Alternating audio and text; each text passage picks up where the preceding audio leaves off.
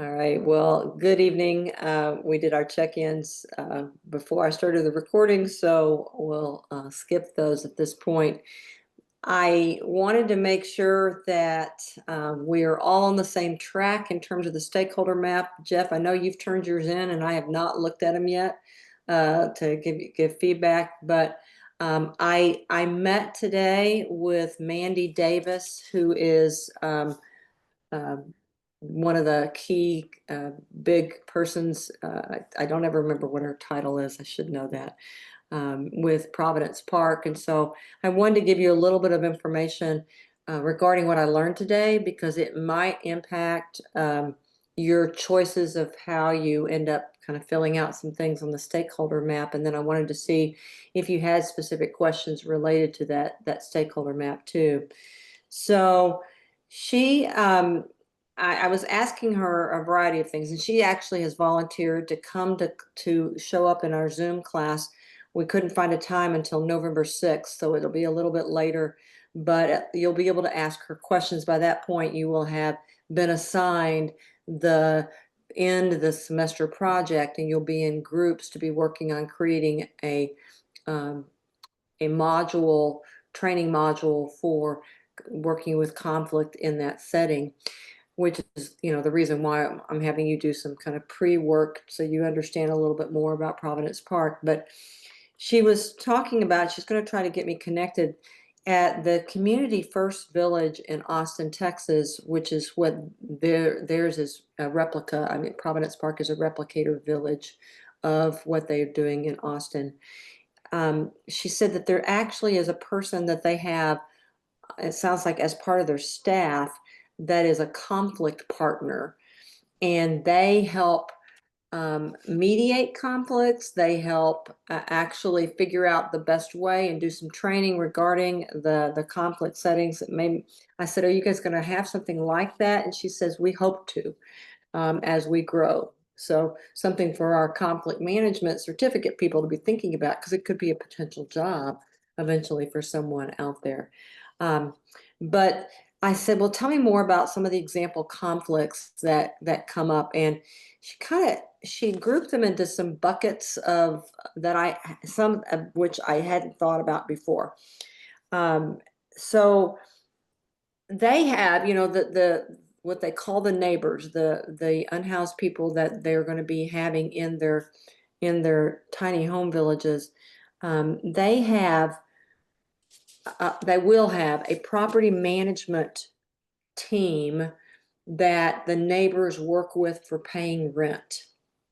So they have to pay $325 a month, which is they're basing the amount of money based on what Austin has found effective, but also based on what a typical disability check might be, because most of these chronically homeless also have a disability that they might get some disability checks from, but they're also trying to do workforce development for these for their neighbors so that they end up getting some money income coming in as well. But that property management, if you've ever lived in an apartment complex, you know that if you don't pay your bills on time, there can be conflicts between you and the property manager, so much so that it could lead eventually to eviction and other kinds of issues. Or if you don't keep your property clean, if you don't follow the rules of the property. So she mentioned as an example, hoarding or having trash outside of your property, and the property management people are the ones that potentially will be working on those issues. So I had not put into the stakeholder map the property management people because I didn't know that they actually were going to have that. But that is a line that you could add if you want to, um, although it's not a stakeholder that they already have developed now. And I was originally thinking of the stakeholder groups as being the ones that are already in existence kind of now. Not thinking necessarily about once they get operational, but you could add that as a line if you wanted to, based on your own experiences with working with property management groups. So that's kind of one area. She says that oftentimes neighbors will also make complaints against other neighbors about things related to the property. If you've ever lived in an apartment, people are playing music too loud. People are having parties. People are, um, throwing trash out. You know, you have to make a complaint somewhere. And she says some of the conflicts will actually come as a result of neighbors making complaints against neighbors about something that's happening there, but related to the property. So it's kind of one big area. Another area that she talked about is, and this is the one I kind of expected, is the neighbors and with each other, right? Not just property management stuff, but they just don't get along well. And so there might be issues related to the neighbors actually not getting along, just as you might have neighbors that just aren't real friendly and kind of are mean or are making unreasonable demands on you. They also could have that as well. Um, then she talked about a third area of conflicts that I hadn't thought about either, and this is staff level conflicts. And so I asked her to clarify who are the staff members, because originally when I put stakeholder group of staff, I was thinking about, people that worked on site, but she said that the property management team and the Providence Park founders and the missionals might have different opinions about when evictions should happen, just as one example.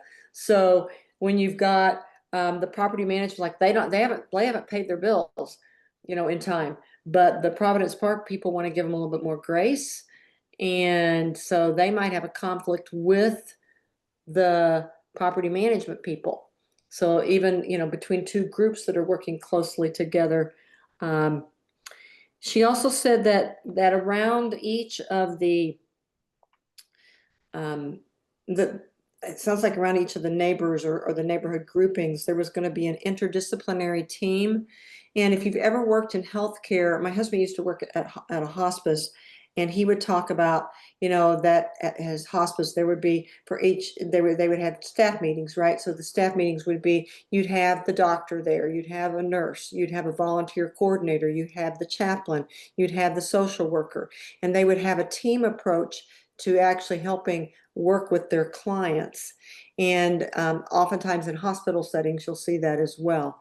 My husband's a chaplain at a local hospital. He often says they'll have team meetings. I'm like, so who's involved in a team meeting? Well, similar kinds of things. You've got the doctor, the nurse, the social worker, um, and maybe an ethics consultant if they're having to make difficult decisions, chaplain. And so similarly, there's an interdisciplinary team that will be working um, to help make the community run. And I said, well, tell me some of those people that would be in. He says, well, they're going to be people in healthcare, because they're going to have a health clinic on site. There's going to be the property management. She says there's going to be a whole group of people that are looking at care management. So that's going to be along with the healthcare people, the people that maybe are needing to make sure that a person is taking their medicine, although I'm not sure how she sees the difference between healthcare and the care management. But is there something else going on in terms of trauma that might be impacting the person's ability to pay their bills? She said there'll be a spiritual life director along with the missionals. And so it's really a whole interdisciplinary team of people that are working together. And there could be conflicts even among the team in terms of what should we do with this person. So she gave an example of they're supposed to be trying to get off of whatever drug addiction they might have if they have that as an issue. But let's just imagine that they have actually increased their meth usage. And so all of a sudden it's like now we need to intervene. And she said the care management team at Austin, one of the things that she heard about them was that they were pretty passive. They didn't intervene very much. But there's a time in which, and she says we think we're going to take a more aggressive approach to intervene before it gets too bad. And so, but even when you intervene, how you intervene, what should be the consequences, how they do that, those are going to be conversations within those teams dealing with particular neighbors. And so Those are just some things that I thought were interesting as she was talking about that. Tony. So have they even developed kind of uniform policies on what they'll consider drug use, or if they're going to allow it, if not, things like that? I mean, because those conflicts can usually resolve around those kinds of things. If somebody's inebriated, it can lead to their judgment being impaired. Impaired judgment sometimes leads to false false or the misreading of signals, and then it can cause agitation and conflict. And for individuals to understand if they're kind of mediating that, to be able to identify the signs and signals would be very good of possible drug use. And I just didn't know if this was going to be a zero drug tolerance policy, or they were going to kind of take a I kind of different thought approach. it would have been until she gave me that example today. And it sounds like that they're trying to provide them resources to get through their addictions. Um, and but they're not, she did talk about that they have there is an expectation that they will not do things that are illegal. So legal, laws in the state, right? But that they're going to follow those there. And so I don't know the specifics, Tony, about what rules they have, but I know that they have expectations. Even their application process, a person has to sign something, I think, to show that they are willing to abide by certain rules. But even in the setting up of those rules, that's going to be, I mean, that could potentially have conflict, whoever it is that's setting those up, and I don't know who it is that's doing that. So there's a lot of unknowns that we don't yet have the information about.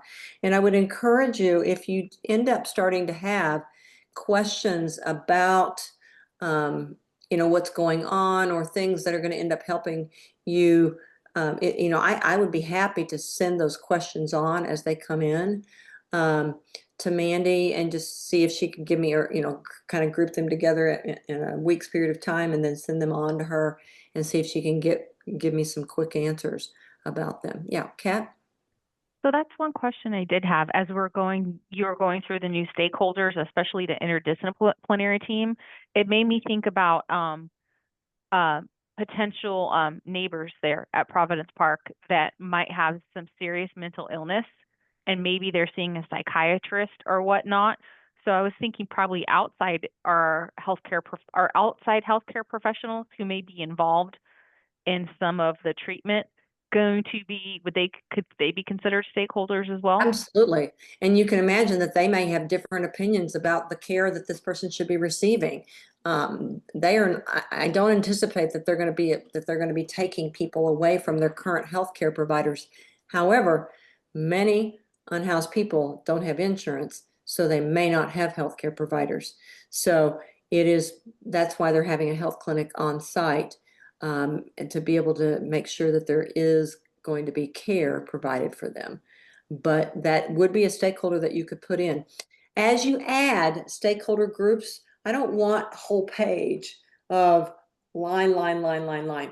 I would pick, if I was going to be doing this myself and I wanted to do it well, I would pick, and what I have lines now, about 10 lines, okay? And try not to go over that.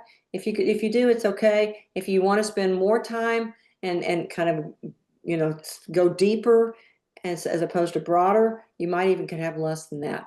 I'm really just what I'm wanting to accomplish by this is that you are starting to think about Providence Park and you're starting to recognize there this is such a big system, and we're talking about systems tonight. This is such a big system that there are so many moving parts. This is not just about unhoused people getting a home.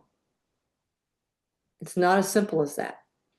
There are potentials for conflicts in so many places that and this will help us actually as we look at this. There might be some of these areas that you're like, oh man, I really want to that if I could do a training or develop a training, that's what I would like to do, develop um, on that particular focus. So Tony.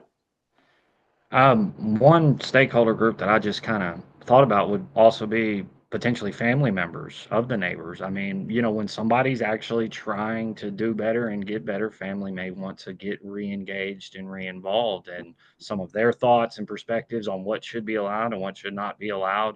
You know, what kind of voice are they going to have, and having, you know, because you want to encourage families to, because they can offer good pillars of support Or in multiple maybe aspects. not in some cases. Yeah, or maybe not. It could have the So exact opposite imagine a effect. family member has just lost their own home. They've got a couple of kids and they want to move in with you. Well, they're not going to be able to do that because Yeah, these are that's not really gonna work. small, tiny homes. And so, but that, you know, but a lot of, and I will have to say, I've not done a lot of research on this, but I have a hypothesis, and this may it not at all be true. I'm going on my husband, based on what my husband tells me about the treatment of unhoused people at the hospital. Many times they have no family that they are attached to. They can't, so if they're looking for somebody at the hospital, the person's near death and they need somebody to be like their power of attorney or the last decision maker. They oftentimes, I mean, it's another homeless person or another unhoused person that is their friend or Yeah. family. And Yeah, so, that seems so, very but likely. not always is that true. There, you know, that you have, I'm not saying that all unhoused people have run their families off at all, but when there's drugs or mental health and you are not fitting into the norm of what a family might think you should be doing, yes, if it looks like you're starting to get back on your feet, will they come back into your life? Maybe, and could that be an impact? So I have no problem at all, Tony, for you adding that in as a potential stakeholder, okay? I just don't know, we just don't know. I mean, but it is a potential stakeholder for sure. Yeah, I mean, one good source would be to look at what happened in Texas and to see if they have any numbers on that to kind of give a more probability on what's the likelihood. Did it not happen at all? Did we have a couple or something like that? But I'll Yeah, probably put them in just as a consideration, if something to be thinking about. yeah. She gave me some numbers today. It's not about family. And this is once a year, they do a point in time count. They call it a pit count. This is HUD, the Housing and Urban Development, and they did it in January, early January, here in Central Arkansas, and they basically send volunteers into all the areas that they think where the unhoused populations are. They have to be willing to answer some questions, and they have to be able to find them. HUD actually believes that across the US, these point in time surveys, which are done like between 4 to 8 p.m. on a given day, that they only represent half to maybe a third of the actual population of unhoused or homeless. In Arkansas, in January 24th, 2024, on any given night in Central Arkansas, this is 4 counties: Pulaski, Saline, Lone Oak, and Prairie. On any given night in Central Arkansas, the estimated number of sheltered persons experiencing homelessness, and I don't know all the definitions of what they mean by sheltered persons experiencing homelessness, but 552. And they say you should double it. Of those persons, 52% on any given night are chronically homeless. I asked her again to define that. She also did that on the podcast. And chronically homeless are people who have been in without permanent housing for over a year, and also who have one or more disabling conditions, which could be mental health, could be drugs, could be other health concerns. 56% of those 552 are adults. I asked her specifically, I said about how many of them have children, and she said the reason why they're not aiming towards the families with children is because there are a lot more resources and housing vouchers for families with children, even though it's not nearly enough. There are just not enough for the people that are single. that are alone. Of the persons counting, 52% were women, 46% were men, and 2% were non-binary. By ethnicity or race, 44% Black and 43% white, 5% Hispanic, and 4% multiracial. 169 are adults in households without children. Anyway, point in time, and they expect that those numbers should be doubled or maybe even tripled if they were able to get to everybody. And not everybody wants to answer questions.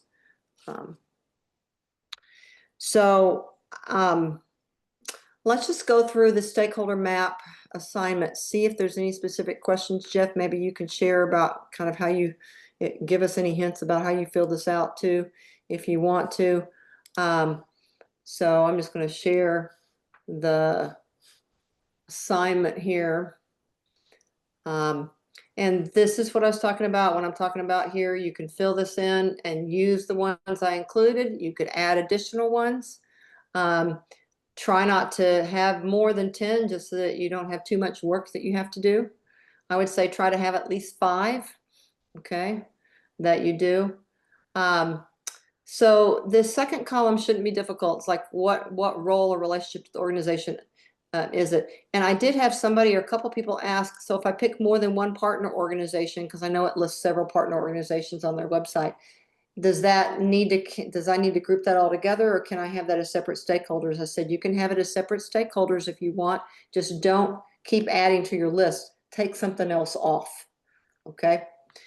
So you just need to, take something else off here. So, what are the role or relationship to the organization? Well, it's obviously the founders set the vision, and they keep it going. Their key interest or concerns, they want it to be successful. They have a goal of having however many houses there are. So this doesn't have to be very long comments here. So any questions on this first step?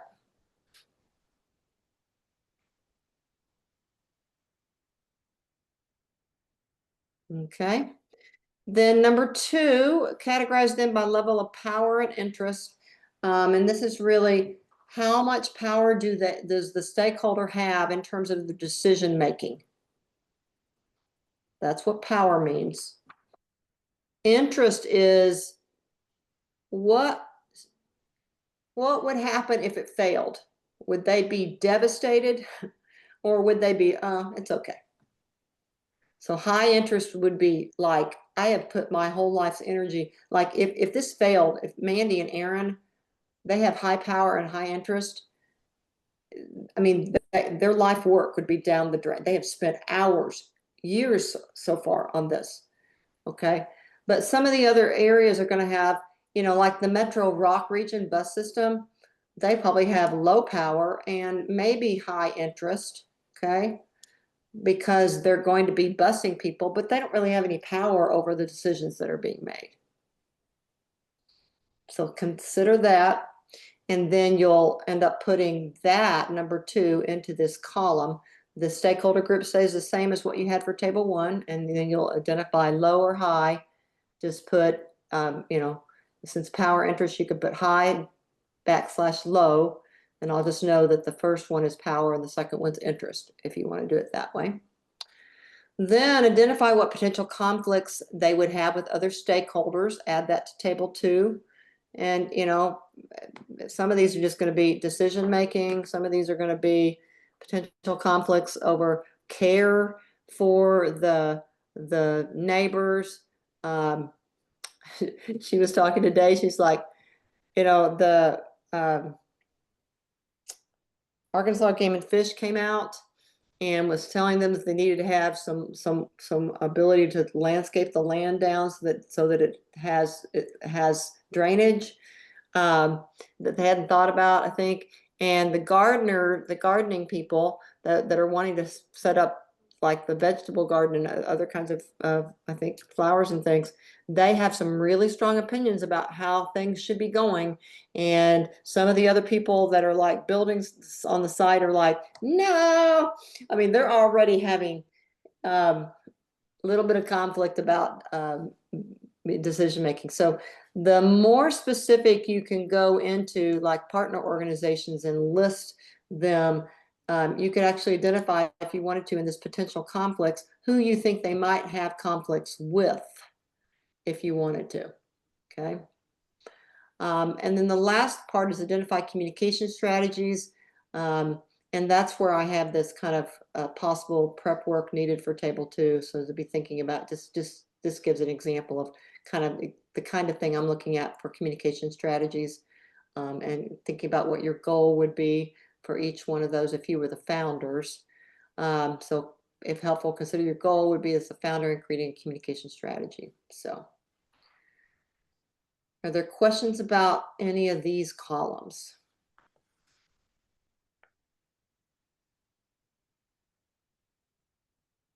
Jeff? No, actually, it's not really a question, but I may have to, well, maybe it is a question. Do you think I could resubmit a new one? Absolutely. You submitted Okay. it so early, we had hardly talked about it. So I was like, Yeah.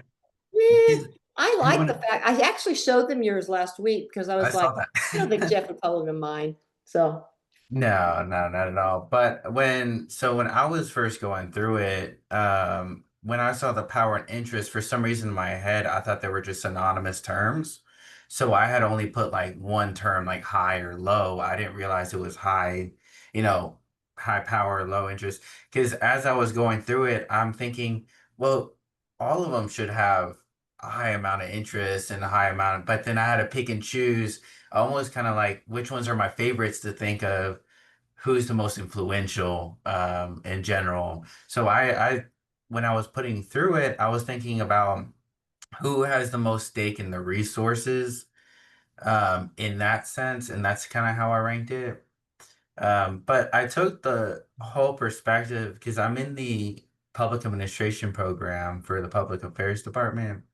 And so a lot of my thought process was that organizational structure, kind of like what we're going to talk later today with the systems theory and like all those cogs in the machine and how things are working together, and those intricacies of the organization themselves. So I'm thinking about, the donors and the budget and what do they know, because they're gonna say, even taking some courses in and nonprofit management where they're talking about most donors donate to the people, not the organization. And it's not about the entity, it's about how the progress is for the students or for the people being served. Because there's one book I was reading for grant writing at one point in time, and they talk about how it's all outcome based now. So the less transparency, the less likely they're going to have any contributions, to that organization, and more conflict, this, that, and the other. So I could talk all day. So I don't want to hold us well, up. you probably have a full column on that communication strategy side, because based on that, kind of, okay, so if they are not going to give unless we're completely transparent, then they've got to come up with a way of letting them know. She was telling me today that they had put down the first 10 concrete slabs that they're going to be building the homes on. Oh, some of the tiny homes are going to be 3D created, and some of them are going to be, she called them stick construction. I mean, like you construct it on site. So I'm like, you can print a house? Yeah, evidently. So anyway, yeah. So Jeff, I'm absolutely fine with you submitting another one. The way it does in Blackboard when you submit a second thing is it just allows you to, and let me just make sure I've got it set where you can submit more than one. But what happens is I see the second one. I can go and find the first one, but I see the second one. That's the one that it tells me to give feedback on. Okay, so it says right now that I'm allowing you to have 1 attempt. So I'm going to change that now to 3 attempts. And that way, if people want to have more, they can. and then attempts to grade. Thank Yeah, you. yeah. So there we go. All right, Tony, question. So are they gonna move people in after all the homes are constructed, or are they gonna be moving people in a continual basis as the homes are built? Because I'm wondering about like skilled labor contractors, guys who are hired to come out there and build the houses and put them together. Well, I mean, they're gonna be doing a job, and people tend to, run through each other's They circles. absolutely will not have it all built by the time people move in. Okay. So I don't know at what point, like if they have to have 10 of them done before they move people in, they for sure want to have each, like 10 houses has a community building that's got like a shower, right? Yeah. And so they have to have that part built. Okay, so 10 units, missional, have them staffed, and I would think they would have to have the health clinic. So there's a lot of the infrastructure that's got to be also present, but they wouldn't have to have everything. But they do want to have enough to where their people are not just living there by themselves, and like, Yeah. oh, I don't have any neighbors. Oh, that's not good. So, but I Yeah. don't I know. mean, That would be a great question to ask her when she comes in November. Okay. okay. It's kind of timeline. And by then she'll maybe have a better idea of when they're going to be starting moving people in. I mean, Yeah, because usually it's like when some skill, depending on the type of work that's actually being done, there's, tools left on site. They try to have specific set aside areas, which although they're temporary, the contractors are very picky about their tools and are they going to be safe, or are they going to have to every day bring everything in and drop it in and spend hours yeah, and I don't doing even know if safe they've prep. thought about that. So Yeah, that would yeah, be an example of a stakeholder that could that's have yeah. conflict with the founders, Yeah, having conflict with the founders and potentially with the residents or with the the neighbors. residents too. Yeah, Yeah. good point. Okay, well, that's due this weekend. Sorry, Tony, along with everything else in your life. I'm playing with you. The other thing that is due is a discussion post, and I every other week now, I'm starting to assign these discussion posts that are your entries, your work entries. And by the way, you all did an amazing job with those. And I know Tony, you and Kat had to be a little bit more creative in terms of how you were doing it. But I loved the way people were applying the concepts from the previous 2 weeks with those entries. I loved the examples that people were pointing to. Also the questions that you asked your classmates to help you answer.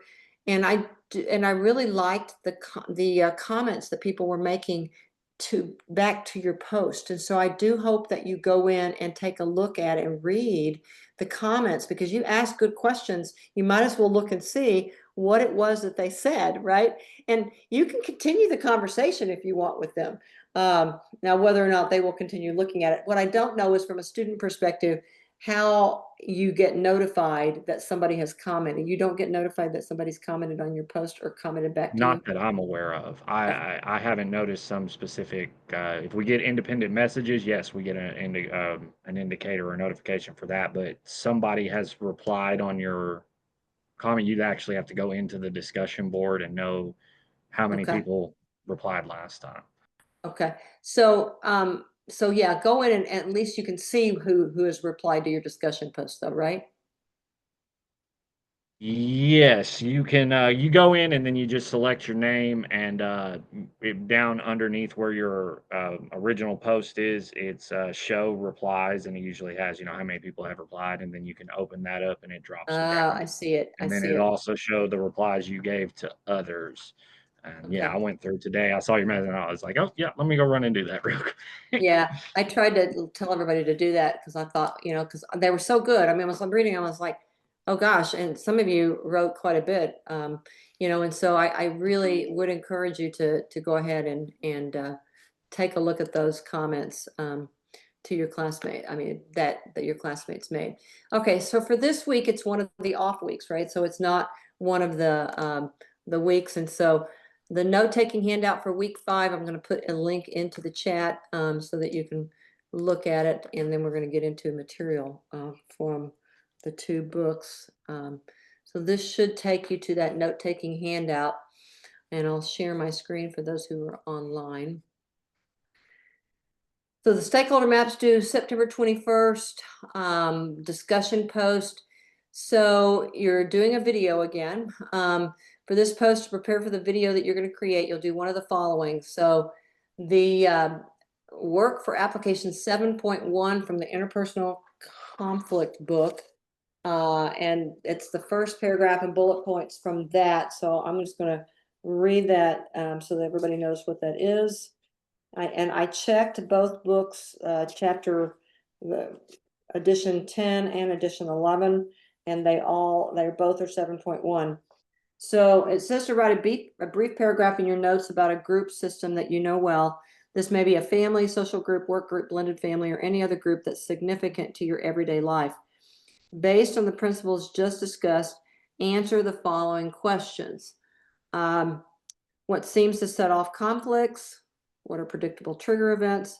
Does anyone have a label that people joke around? How does the label work for that person in the group? Who's the most likely person to change, to not do things the old same way? Are there any secret coalitions? Are there any expectations that now seem irrational to you, but that people more or less follow, that be rules? What if there were no conflicts? Would anything be lost? And then it's like, what does this brief analysis lead you to think or feel about conflict in your chosen system in question? What does the analysis enable you to know, perhaps for the first time, or at least for the first time in this way? What other systems in your lived experience might you analyze in similar ways? Now, the first paragraph and the bullet points are prep work. You'll have to tell us, because we're going to be responding. I mean, your classmates are responding. You'll have to tell us what the group is, right? But you can answer those last three questions is what I'm wanting you to answer. What does this brief analysis lead you to think, to write about? What does this brief analysis lead you to think or feel about conflict in your chosen system in question? So you have to tell what the chosen system is. Second question, what does the analysis enable you to know, perhaps for the first time, or at least for the first time in this way? And then the third question, what other systems in your lived experience might you analyze in similar ways? I do not need for you to turn in the bullet point answers or the initial systems identification, except to tell what the system is. Okay? Otherwise, you'll have a page of things that you turn in, and I don't need.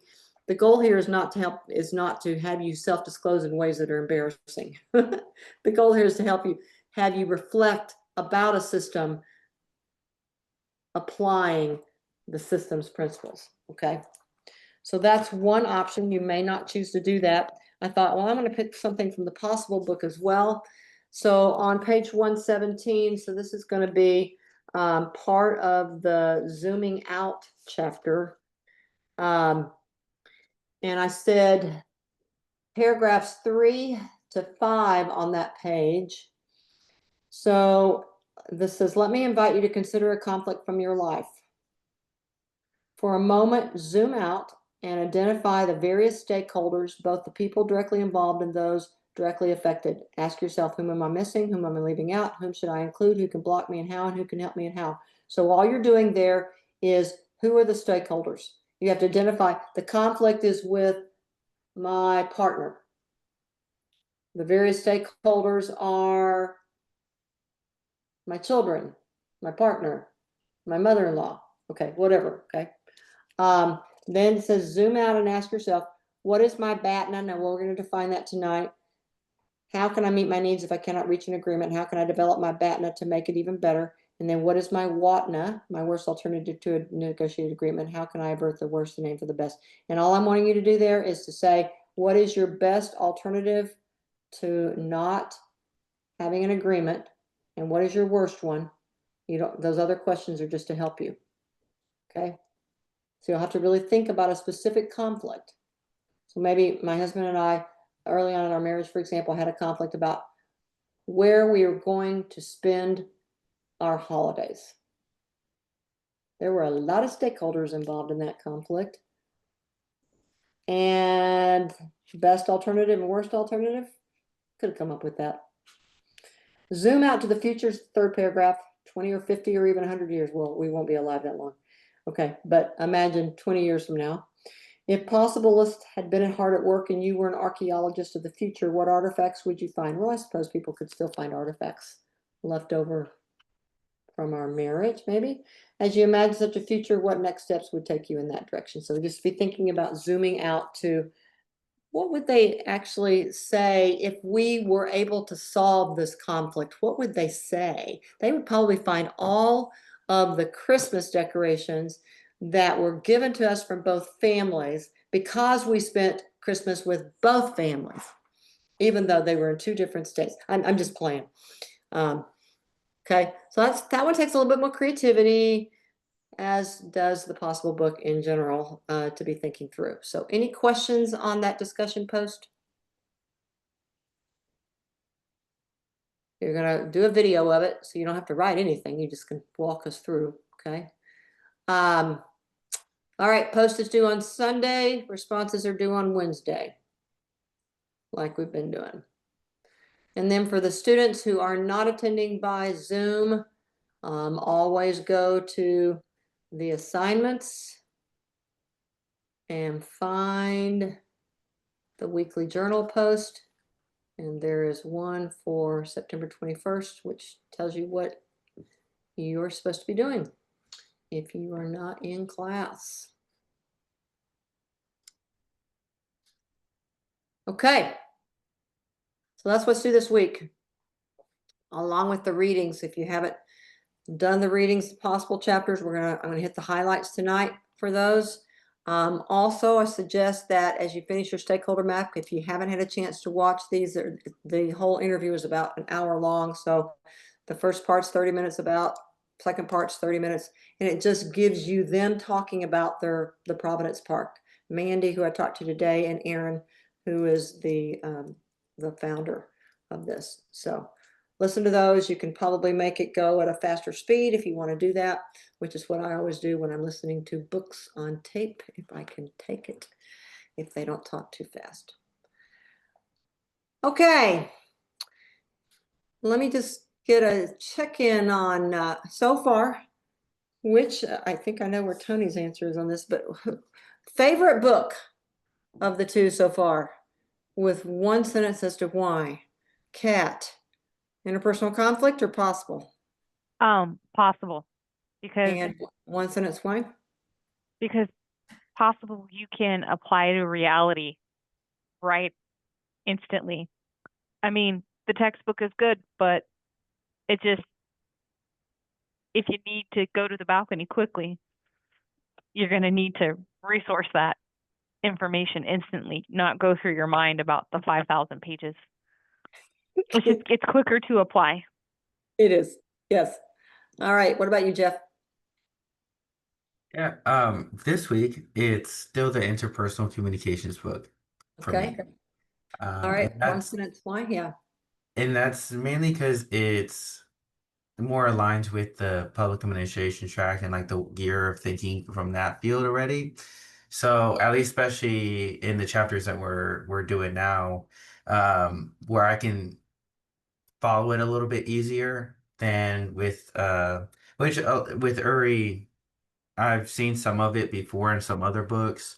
But it is for me a little bit easier to apply the interpersonal communication book chapters. That's more than a sentence. I'm sorry. No, that's fine. That's fine. It doesn't have to be a sentence. I just didn't want you to, everybody had to talk real long on this, but okay. So no, totally makes sense. And I liked what you said for this week because next week it might be different, right? What about you, Tony? Oh yeah, I'm loving the Yuri book. I mean the IC book is just real content heavy, and the stories that he has where he intertwines what he's trying to say, how you approach the balcony. This story, it's one that's relatable in a lot of sense because we all, I mean maybe not have all been in similar situations, but they're just very, for me they're very relatable, a lot more than the IC book. Yeah. Yeah. Okay. So, and then this is one of the reasons why sometimes I choose different books and people because what they need. So, chapter 7 and we're going to start with the as you called it, the IC book, interpersonal conflict book. really talks about systems theory, and I'm gonna talk about systems theory in two different perspectives here on this. And what I want you to remember about this, if you've got your notes up from that link that I put into the chat, you can follow along, or if you may have them pulled up on your computer exactly or printed out, is that conflicts. If I have a conflict with my husband, it does not happen in isolation. Or if I have a conflict with a staff member at my work, it is not just my conflict with that person. There are other people affected. There are other people that are impacted by the conflict, but also that are impacting the conflict. And so it's important for us to recognize that conflicts happen in these larger systems. And a system is just a context, okay? A context in which a conflict might happen that impacts the conflict setting. So I'm going to talk about two different theories. I'm going to really go over them pretty surface level, okay? But on your handout, I'll tell you what you can do with it if you want to go into it in more detail. I've left some blanks for you to write in some things. So, and we'll fill in some blanks on some of them, so I can show you what I mean.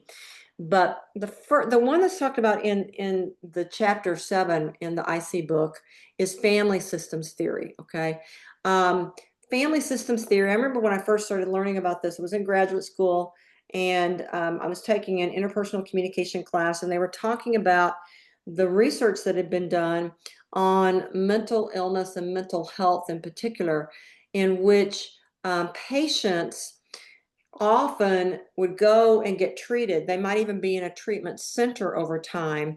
And then they would come, especially like for things like schizophrenia, for example, and they would come out of that treatment center, go back into their families. They were doing fine in the treatment center, but they would go back into their families and all of a sudden go back into the old behaviors. So what they were finding is that they couldn't just treat the individual. They couldn't just look at the person as just that individual having a problem. They had to actually look at the whole family's patterns and roles. So they found out there was a guy named Murray Bowen. He was one of the early family systems theory. This is more information you need to know. But they found that there was a systems theory in biology that was showing how like our bodies interact. And when you think about the last time you had a cold, starts out a lot of times as a sore throat. It kind of goes and you're like, oh, I kind of feel like not so great. And then it's like, goes to this deal where you kind of your head all stuffy, and then eventually to the coughing. Your whole body is responding to all of the things going on inside of you with this cold. It is not just your sore throat. If I injure myself, if I'm running, or if you're an athlete and you injure yourself, for example, that pain radiates up through, you feel it, it impacts lots of things in your body. So they began to view families as emotional units. Can you guys hear my dog barking? Okay, good. I can hear him, but the Zoom mic system really has a good noise reduction, so I'm not going to worry about that. You can hear him. He's just bothering me. Okay, so the shift helped therapists and people who began to analyze conflicts to move away from fixing individuals and towards understanding the rules, the coalitions, the repeating patterns that helped maintain conflict. So you can imagine in Providence Park, if the care management team ends up focusing just on that individual, but not on the system in which that individual came from, or the system in which that individual now finds him or herself in that community, they're going to only be focused on, they're not going to, it's not going to work well. So I'm going to just point out some of these principles and go through what I want you to do on the handout. So I'm going to share my screen here on the note taking and just show you what I want you to be doing on your own as you're reading the chapter, or if you're thinking about it. is to think about, as we go through each one of these, and I'm going to overview them. As we go through each one of these, it's good for you to start thinking about each one of these as a personal example of it, as well as what might be an example of this at Providence Park. Okay, so when we think about personal examples in Providence Park, I'm going to point out some examples of each one of these, but it might be helpful for you also to come out with examples. I remember when I first started applying family systems theory to my own family. In my family, I grew up in a family that was very very conservative and very religious. I remember when I started kind of pulling away a little bit from that rigidity, still have a strong faith background, but when I started realizing that, this family is kind of a little bit different than my friends, and maybe I could do things differently. I started messing with the family. I didn't realize it at the time, but me pulling away was impacting the family. I thought I was just doing it for myself. I would still go home on holidays. They would still provide me support for when I was in grad school and stuff, but it was impacting the whole family. And so the term that's used a lot of times, or the vision that I was, when I first started learning about this, is a wind chime. Okay, so if you imagine, or if look, like a baby is has a toy in front of them that kind of, if one thing blows, if one thing is hitting the other, it makes noises. So in a wind chime, there's something that holds the chime together, and then you've got all these different parts. All right, if the wind catches one of the parts and it starts moving, it hits the other parts. So the other parts are actually impacted by one part. And what happens in a family is that a person's behavior in a family impacts the whole family. I don't want to get into politics tonight, but I think about the family of the supposed shooter of Charlie Kirk, and I just feel so sorry for them, because here's a family that was appeared to be religious, appeared to have kind of strong work ethic. I mean, the dad was in law enforcement, I think, and so I think about, and yet the son had his own based on what they're thinking and saying. And I know there's all kinds of conspiracy theories out there about, did he really shoot, whatever. At this point, I'm not going there, but I am at this point just saying that family system has been impacted greatly because of what happened here. And even their choice to turn him in, that was a family, that was a whole, one person's behavior impacts the whole person. So there's not a good or bad. I mean, when my 24-year-old ended up moving home, I mean, that's impacted my husband and me. That's impacted their sibling. It's just, we cannot get away from the fact that we are all tied together somehow, even if you don't have anything to do with your family anymore.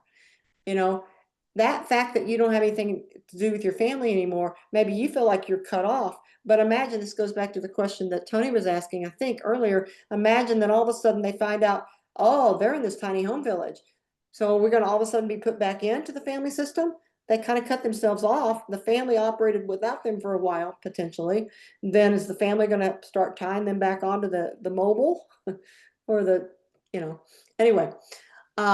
All right, so let me just kind of real quickly give definitions of each one of these. I'm going to give an example, kind of go back and forth between a personal example and a Providence Park example on these, not both for all of them.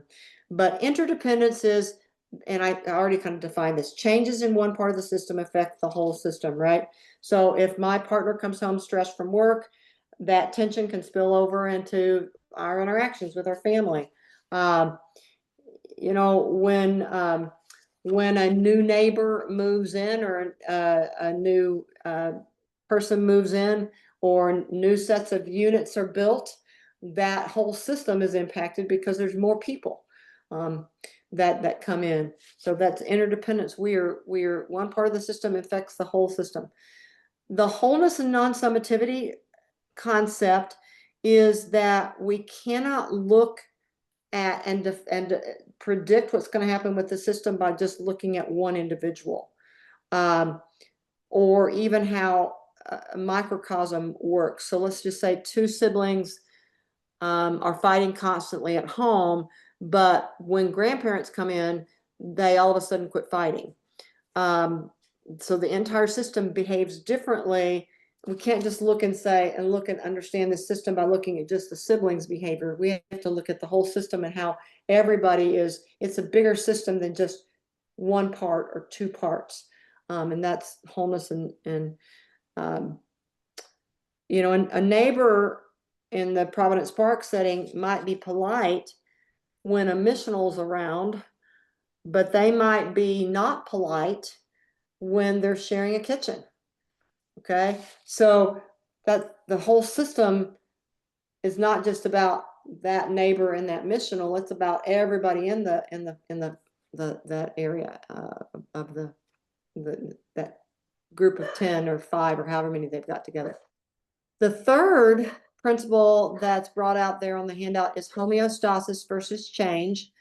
I remember when my sister called me up and said, I was getting ready to take a job up in Iowa, my first teaching job, and I didn't ask for permission from my parents, which was what I was supposed to do. I was 28 or 29 at that point. I had my PhD, first job, and my sister, who was 4 years older than me, called me up and said, do you know how much you are hurting your mom because you didn't ask for their permission to take this job? And I'm like, that's bizarre. Well, it wasn't bizarre in the way that I was raised,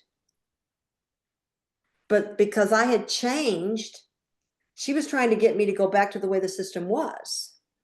So whenever somebody changes in a family, people don't like it. And they're like, yeah, let's get this person back the way it was because we want it to be the same way as it has been.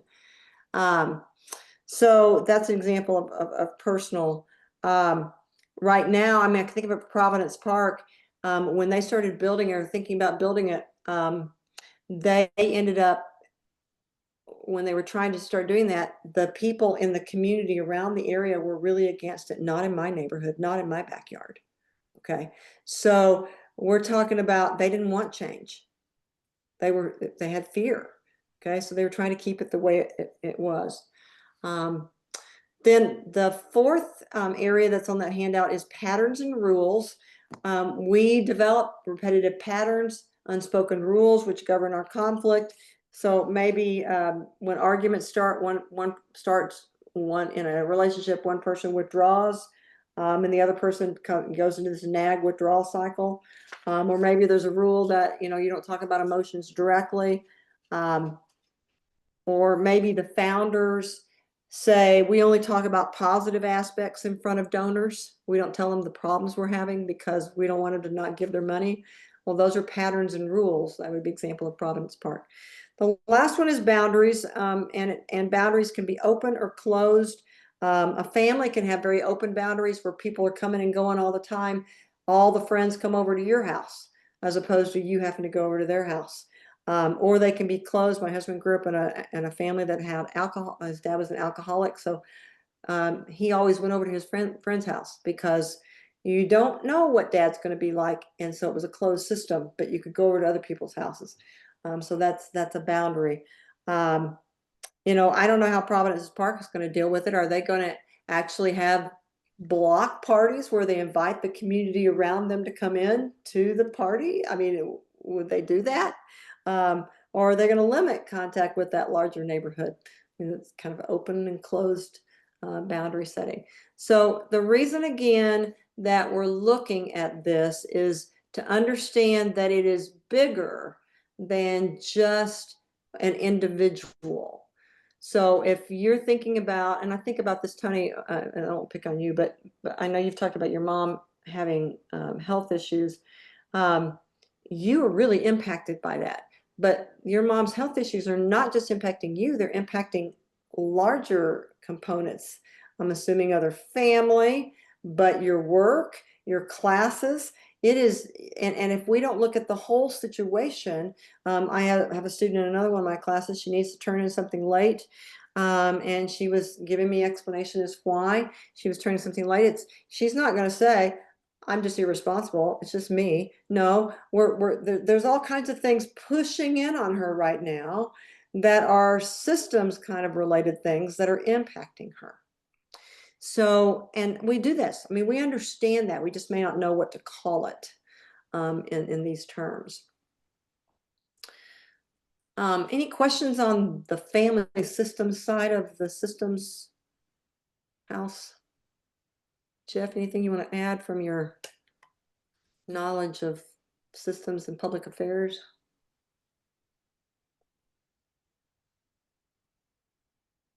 No, I had a really good example in my head earlier, but I had actually forgotten it, unfortunately.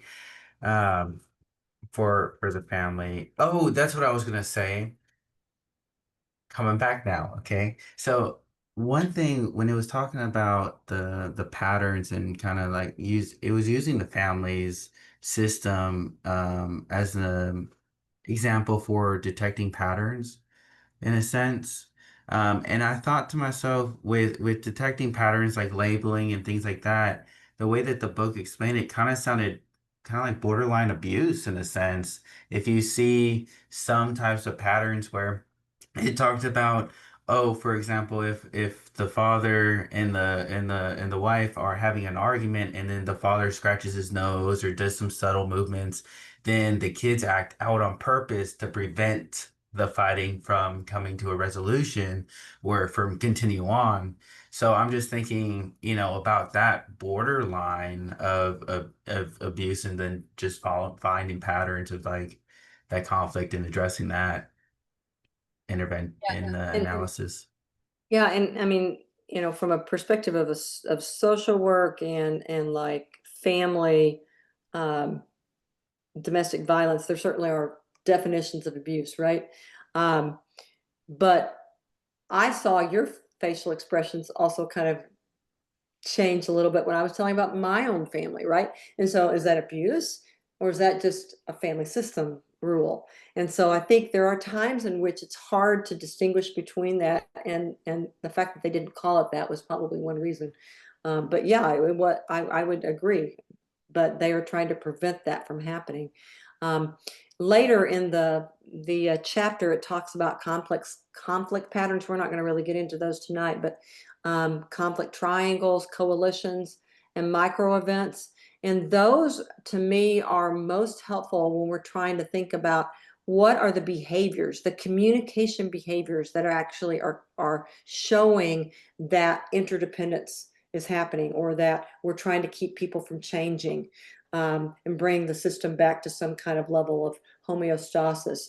We're trying to, I think about, for example, the concept of conflict triangles when a third party gets pulled in to stabilize, right? My daughter, and I hate to even admit this, but my youngest daughter, when she got ready to move off to go to college, she said, Mom, I'm scared. And I'm like, why are you scared? And she's like, because I think the family's going to fall apart whenever I leave. And I'm like, tell me more about that, because I didn't sense that she saw herself in that role, in a conflict triangle role.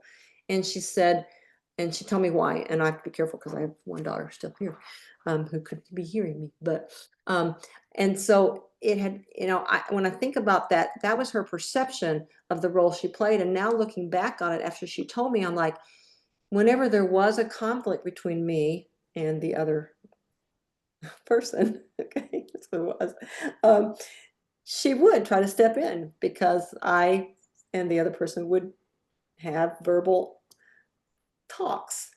And so, yeah, I wouldn't call them as strong as altercations because that sounds like abuse, right? I don't think that, but we would, and it's so much better. It's not like it was now, like it back then. But teenagers are just an interesting breed.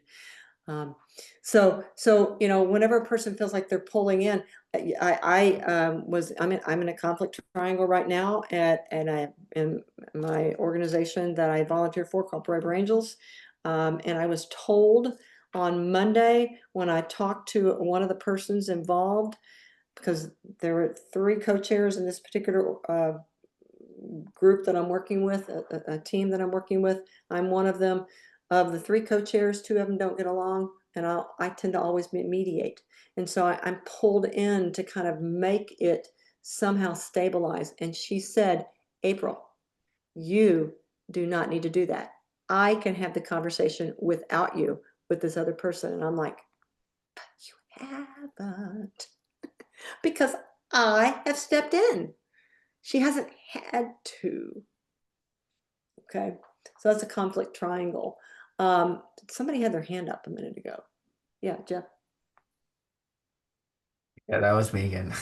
So one thing also, in general with the systems theory that made me think about with the public administration track is the term of the street level bureaucrats and applying that to Providence Park because what it is you have those your traditional bureaucrats, your executive offices who will create the policy, have a great idea in mind of how it should be used and implemented. And then as it trickles down to the people who actually implement that policy, the street level bureaucrats, they're the ones who actually decide how effective that is. So it made me think too with that definition of when someone should be evicted, right? With the founders and they implement that policy, but the people actually working with the family or the ones doing the moving on the ground level have a lot of that power and the resource to dictate what they define themselves as warrantable for eviction. And, if conflict gets bad enough and heated enough and the emotions can't be controlled, that might be a lot more gray area and dynamic in that definition at that point in time. So it just kind of made me think about that as well with the systems theory and how things play together. What did you call it? Bureaucrats on the street? Yeah, it's like street level bureaucrats. Level bureaucrats. Okay. So it's just like another way, just like ground level. Yeah, I hadn't heard that before. I was reminded, I mean, because there was I was having a conversation with 2 different people. One is a supervisor and one is a student worker in a particular, I'm not going to say I can't say what the detail is because I might identify people, but they have very different perspectives about what's happening. The supervisor created the policies and the student is having to actually live by the policies. And so at this point, the student worker, who is also a supervisor in her own right of other students, that student worker is the bureaucrat on the street. And the supervisor is the bureaucrat up here. And this one did not realize that some of the policies were not working when it came down to actually implementation. And that could definitely be an example of a conflict at Providence Park with stakeholders. The people who set the rules and the people who actually have to put the rules into operation. So the missionals, I would think, would be the people who are having to put the rules into operations, but how they interpret them may be very different from each other. So it's interesting.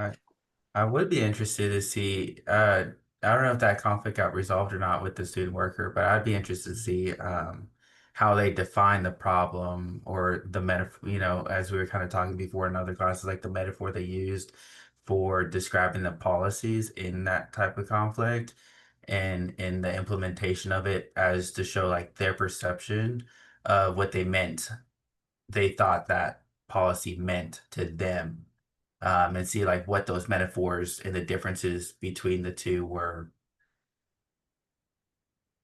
I love how you're tying in something that we covered early on in the semester to that. And I wished I would have thought to ask the student that question is, how are you seeing this in terms of a metaphor?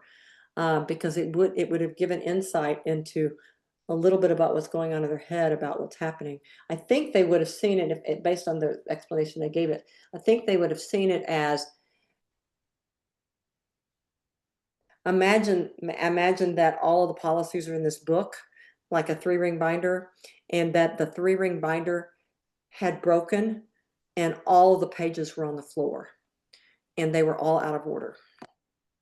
I think that's how they would have described based on what they were saying, but I don't know. I mean, and imagine that that could have been shared with the supervisor then to help them understand a little bit more about what was going on from.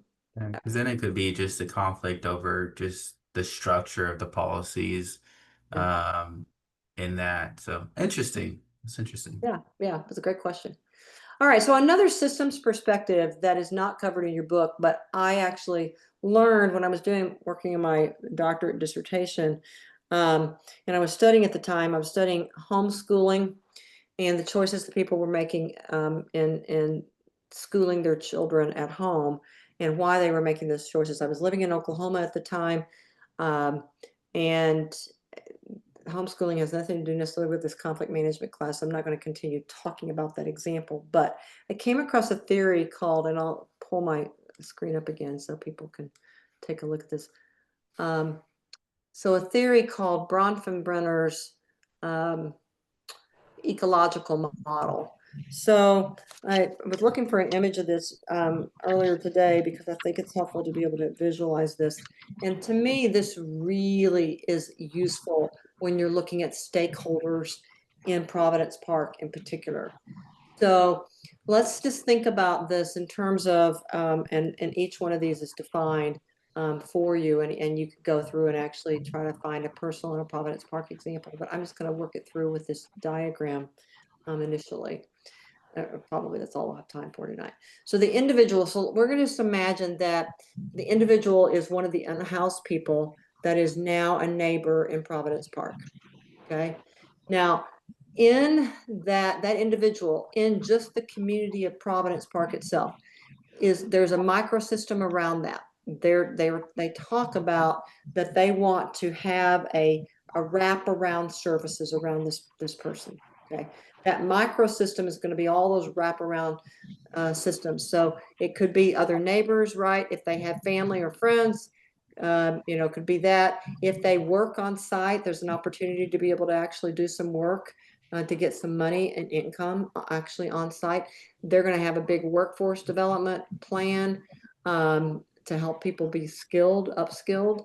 And that's the microsystem. That's the community. Technically, we could probably just stop there with Providence Park when we're looking at stakeholders, but we don't need to stop there.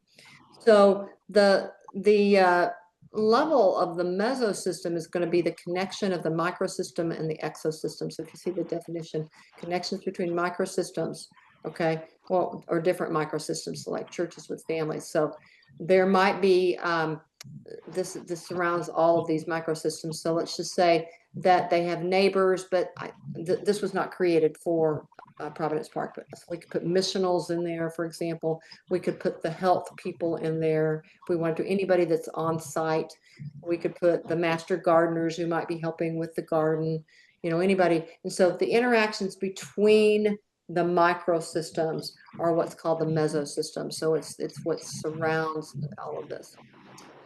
Then you've got the exosystem. So if you see the definition, institutions that are directly shaping conflict. So these are it could be zoning laws, it could be policies that are actually done by the founders.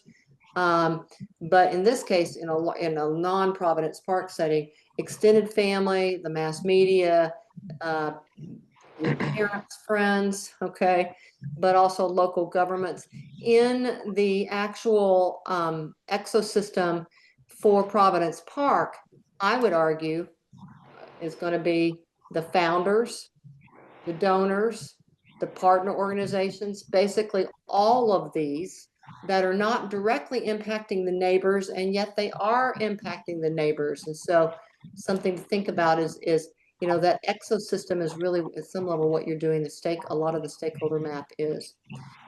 Then you've got the macro system in which it all fits. So views and the culture around homelessness, social norms and expectations around mental health, what people say, what's going on in terms of the political system. Oh, she told me today, I wrote this down and I was like, I had no idea that they just got through the National Alliance to End Homelessness, came in to Little Rock and they hosted them some of the Providence Park people did, that they came into Little Rock because there are 3 cities in the US in which if there is a catastrophic, if there is a cut in funding for social services, those cities will experience a catastrophe at a crisis level like a hurricane catastrophe in terms of the unhoused population. The 3 cities, Jackson, Mississippi, Billings, Montana, and Little Rock, Arkansas. Oh, And I don't know how they measure all of that, but that's Hmm. part of the macro system. There is something going on in those 3 areas, and you can think about poverty in Jackson, Mississippi, hypothetically. Billings, Montana is more rural, although it's not necessarily rural. Billings itself is not. And then Little Rock, what in the world do they have in common? We do not have the infrastructure to take care of our people by ourselves if federal funds are taken away. So that's part of the macro system. And then the chrono system is defined as any patterns that are evolving over time. So all of this fits within a time system. So, these people have to be chronically homeless. They have to have had it over time. They have to have been without permanent housing for at least a year. So that can actually have created their kind of perceptions of what this system's going to be like, whether or not they even are going to trust anybody. But even if over time federal funding's pulled away and the housing crisis would deepen, then there could be conflicts over the more homes that are going to be built in order to manage the amount of need that's going to be there. Because I can imagine that the community around them right now, Providence Park, might be okay with, the first 100 homes being built or 50 homes being built. But imagine if there gets to be 200 homes. Over time, that creates more pull on resources. So that's, to me, a stakeholder picture of kind of what happens in systems. In some ways would probably be more consistent with what you're learning about in the public administration area, Jeff, in terms of the effect of systems on public administration kinds of work. So an application that I put on your handout was that a Providence Park dispute between a neighbor and a missional might be shaped by zoning or policy, the stigma of homelessness, as well as housing trends over time. It's not enough just to look at, let's fix this problem between the missional and the neighbor. That problem might actually be caused by larger things that also have to be addressed or at least acknowledged. All right, questions before we move into URI for the last 35 minutes?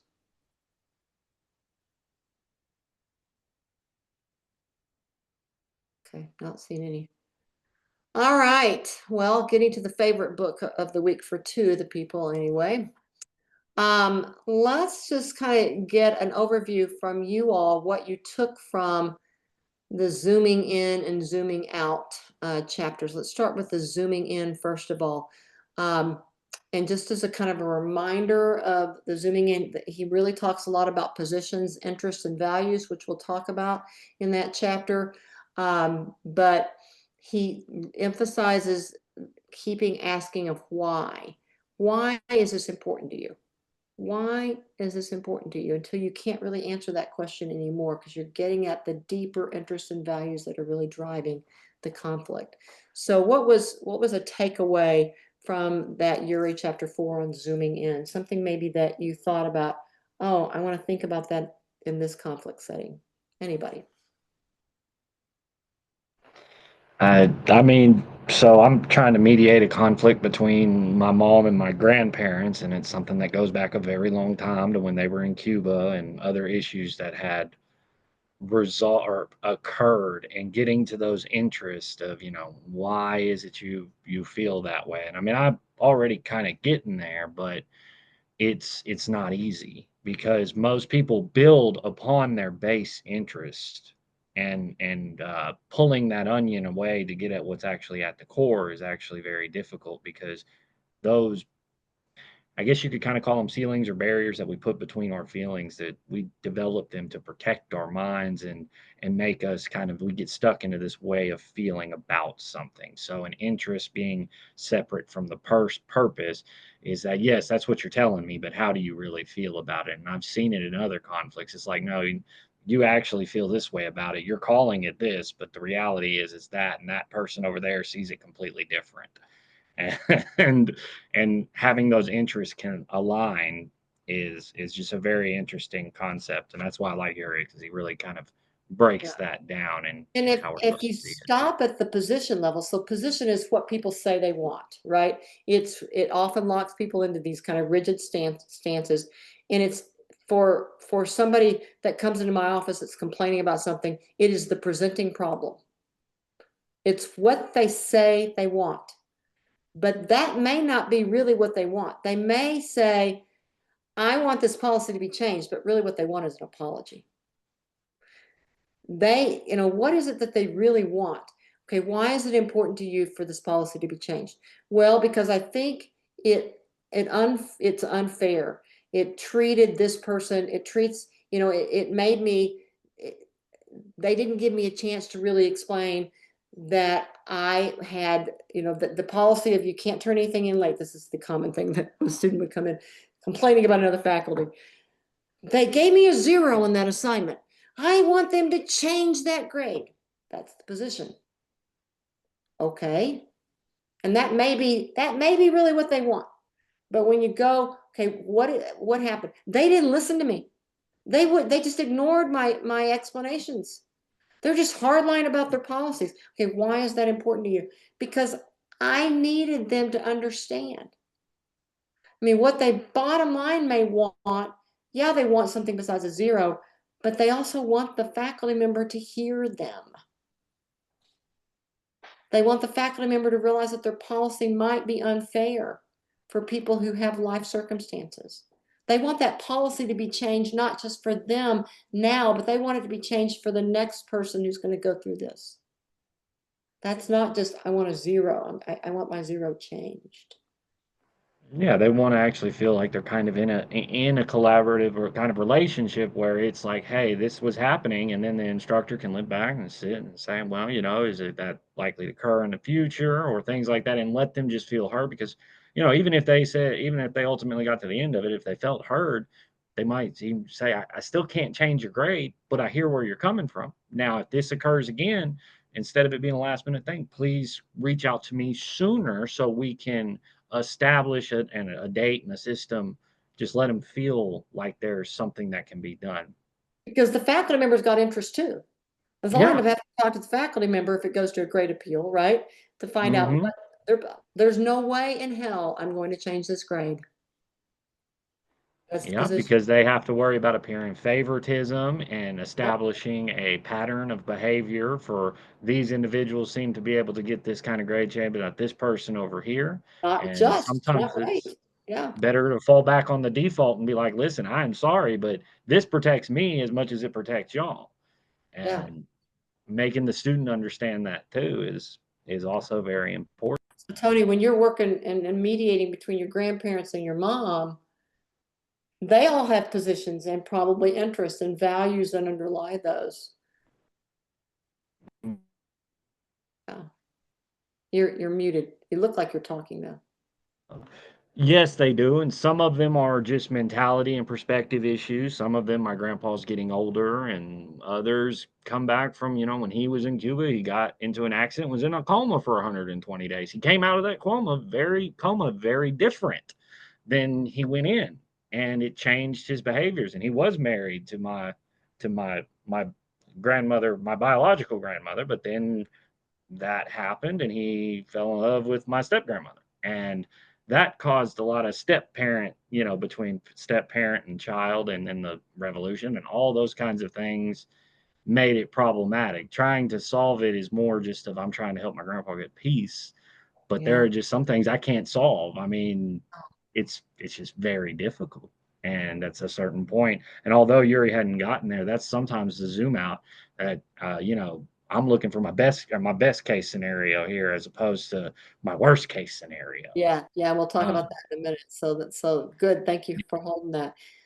Kat or Jeff, anything you want to bring out about chapter 4 on the zooming in chapter? I think the pay attention to your emotion and sensations. It's that pause thing again, where he talks about your tone of voice and let me see where my notes were.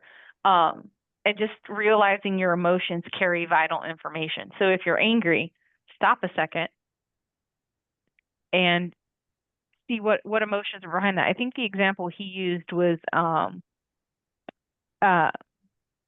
fear, anger, and frustration can be a sign that some of our basic needs are not being met.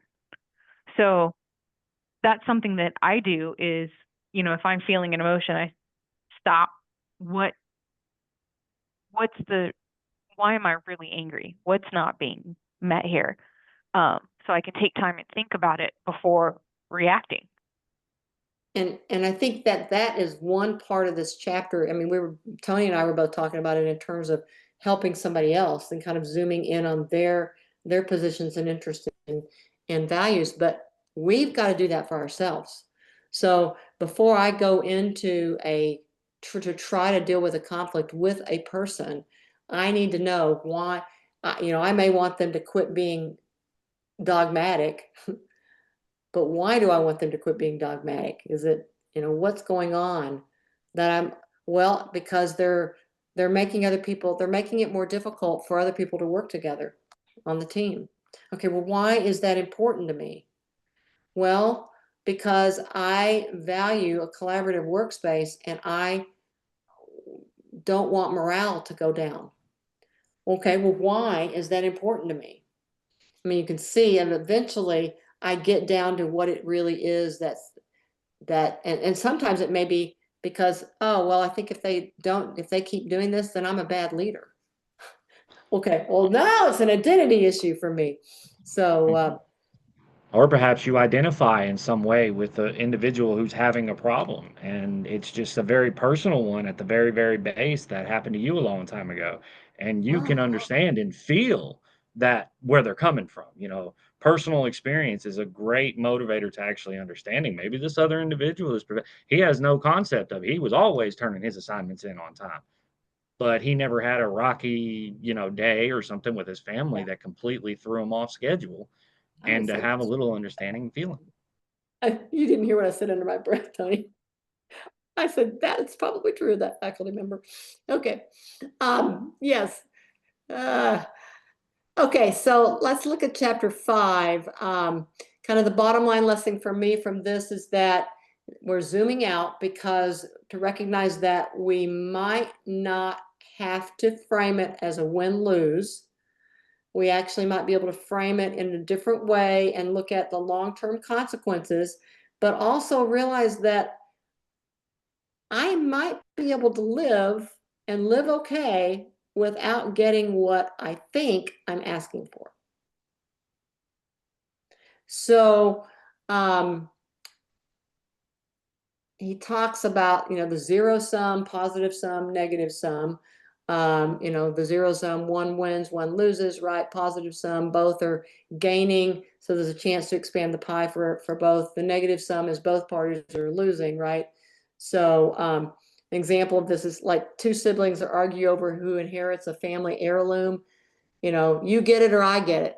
Well, one wins, one loses. The positive sum is they agree to share the heirloom. They could display it in both homes over time. The negative sum, maybe the heirloom is damaged because they fight over it enough that they break it. Okay, so nobody gets it. Then he also talks about BATNA and WATNA, which I know is common. Jeff, you've heard a lot about. So best alternative if there's no agreement, and then worst alternative if there's no agreement. I know I use BATNA and WATNA in my life without ever calling it this. I will, and my counselor calls it, you play horror movies in your head. I'm like, well, no, it's not really horror movies, but I think about what's the worst thing that can happen. Because if I can live through that worst thing that can happen, I'll be okay with whatever else happens. So it's my way of kind of coping. But if there's no agreement, what's the worst alternative? If there is no agreement, what's the best alternative?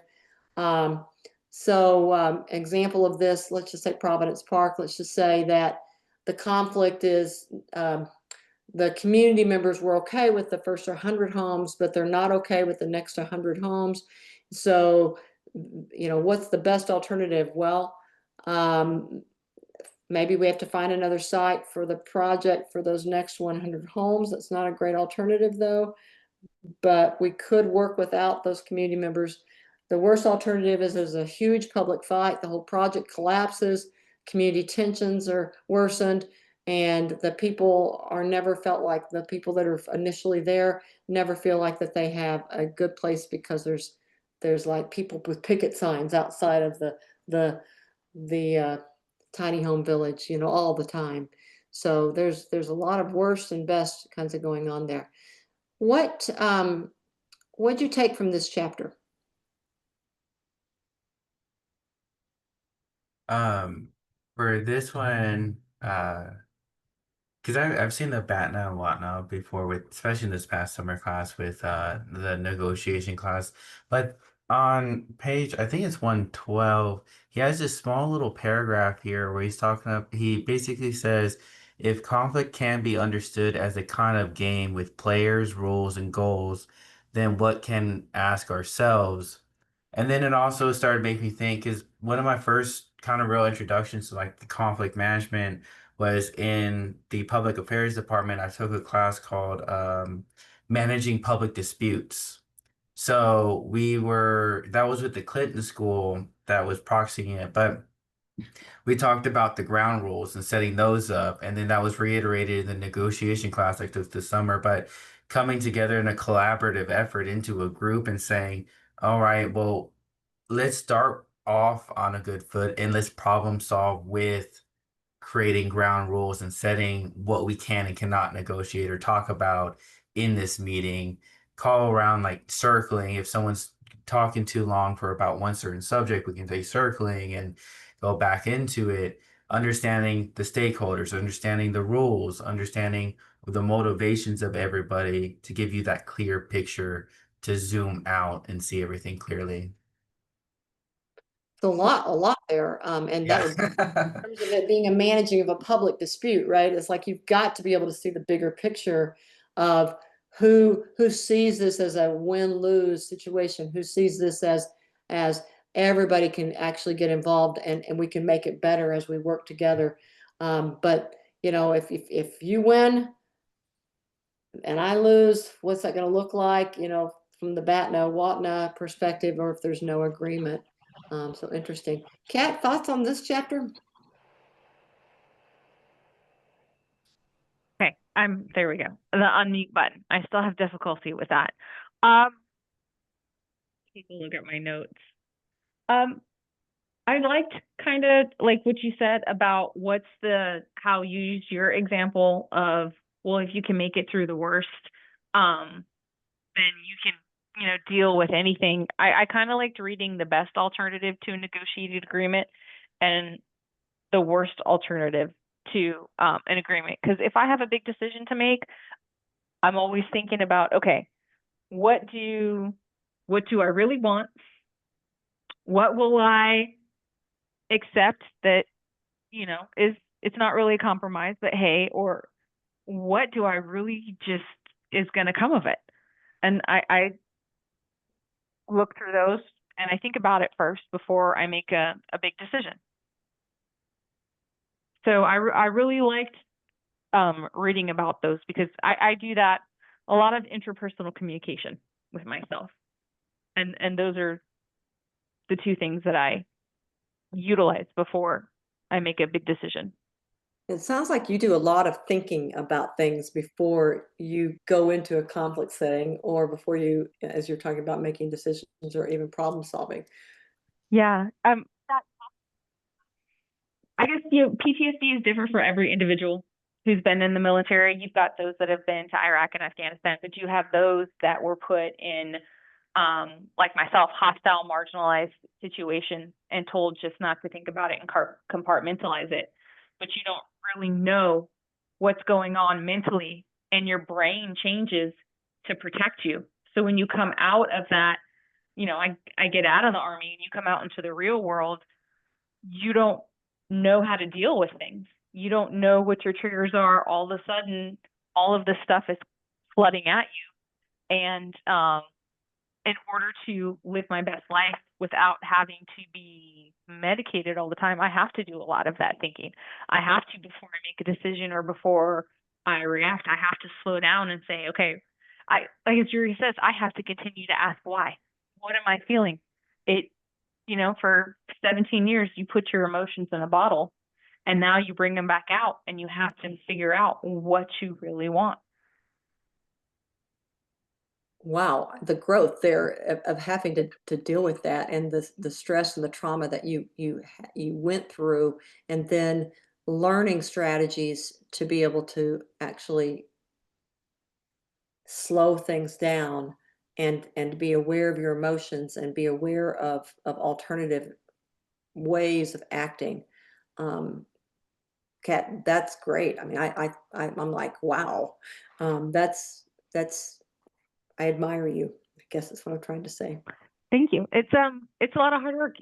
That's why, I have empathy as we talk for those people in Providence Park, because we don't even, as we're looking at them, we don't really know what they're going through. We don't know what their everyday lives are. And I think Yuri, I know this applies to bigger things that he's seen, but I like how he talks about it into this chapter and applies it to his own personal life and smaller conflicts. So that's the one thing I do like about Yuri is he might talk about big things like he's done with peace negotiations, but he also mentions how you can take what he's telling you and apply it to smaller conflicts within your own interpersonal relationship. Yeah, and that's one of the things that I would love as a goal for this class is that you all can apply this in a variety of different settings. So personally, you can apply to things that you're going through professionally, but also with Providence Park, but also with larger kinds of international conflicts and things like he's talking about. Remember that these two chapters are all part of the balcony. So if you remember the original diagram, and I didn't put this into the link, but I'll give you or into the notes. But the original diagram that this fits within, I know he's got a picture of it in here. It's called the First Victory, right? So we're getting ready next week to start on the next one, right? But the First Victory is the balcony. So pausing was the very first thing, and then zooming in and zooming out. So better understanding the conflict, what's going on inside, the systems around you for you to think about. I found a couple of things that I thought might be of interest. I linked them into to your notes here. But I also linked them into, they were from him. And one thing that we haven't talked about is the archaeologist of the future, really, although I think I mentioned it. So under weekly materials, under week 5, I included his BATNA exercise and his archaeologist of the future exercise. So let me just kind of overview this. These are from a larger set of resources that he has, but it's just for you can take a look at this, know a little bit more. But brainstorm, so this is BATNA. This is the best alternative to a negotiated agreement. So if you're going to do that, brainstorm a list of actions you might conceivably take if no agreement is reached. I'm thinking right now about a situation in the, I think I've mentioned this before with the Corps. The state has for our general education has said there's going to be a 15-hour core. Universities can decide to do longer than that, but one of the places where there's some differences of opinion is the part of that 15-hour core that says you have to have 6 hours of written or oral communication. And that obviously, the oral communication obviously impacts my department because a few years ago, our speech communication introduction communication course was cut from the core, or it was made as a category that people could take, but they didn't have to. And so as I'm thinking about the negotiation portion of this as we move forward, I need to also brainstorm as a department chair a list of actions that we could take if there's no agreement that that oral communication class is included in the core.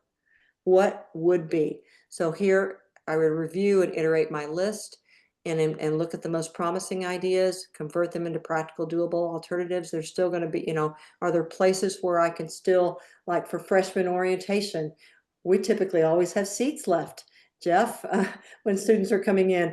But not all the other courses do. So we just continue to offer seats so that students come into that and potentially take the course, even though it might not be required. It could be part of what still is, possible. Then you select one of the more realistic options and develop a plan for how you pursue it. If you think it's especially attractive, you could consider revealing it to the other side if you think it's best to let them know, so that they can recognize, hey, you know what, I'm not dependent on you. I actually could do okay without you. But you also might consider, and this is something we didn't talk about, what do you think the other side's BATNA is? Because their BATNA might look better to them than any compromise or solution that you might offer. And so they could pull away from the table and then be open to revising your BATNA.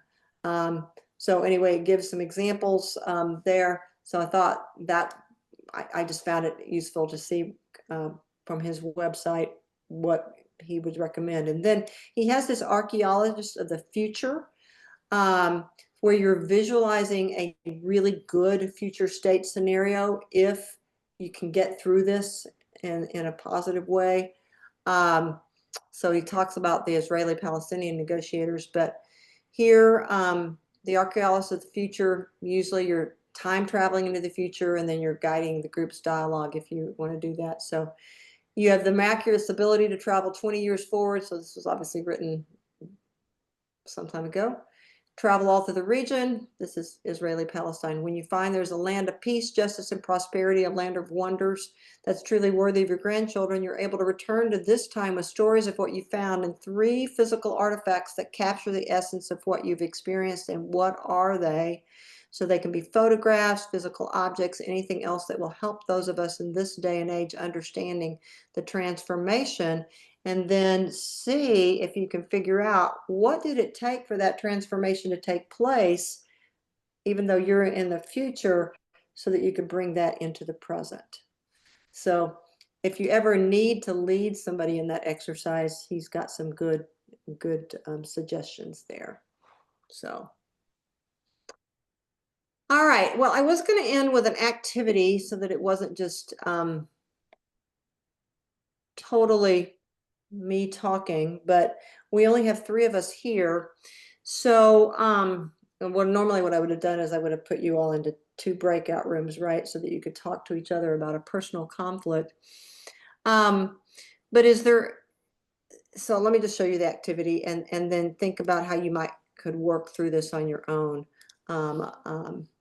So originally I was going to have you pick a Providence Park stakeholder or a personal conflict, then figure out what the position is, what the interest is, what the value is. So Tony, you could think about this with your grandparent mother situation. Kat, I don't know if you've got a situation in mind that you could be thinking about, or Jeff, that you could be thinking about this with.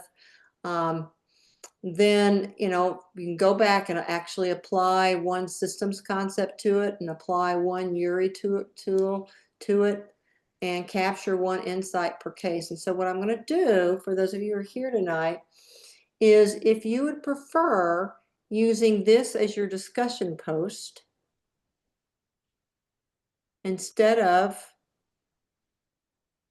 the two options that I gave you, you could do that.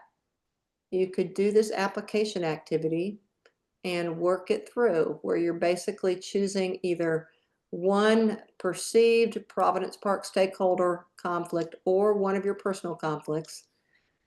Identify what the position, interest, and value is of the parties that are involved. Then as you're, instead of the pairs, you would be then sharing your case in your, briefly in the video. Take one of the systems concepts, don't care which one it is from chapter, the the interpersonal conflict book, and then apply one of the URI tools, don't care which one. And what was an insight or takeaway that you had for the case? I guess you probably wouldn't do that part because this is if you were in pairs, right? So, but what's the overall takeaway that you have? So one takeaway.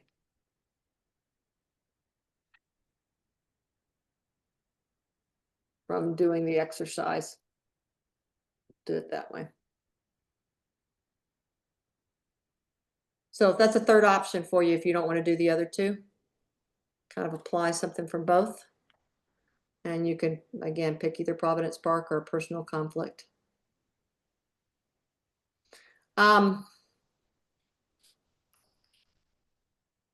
All right. Let's end with what is one tool from tonight that we've talked about or that you read about that you want to start using tomorrow. What's one tool?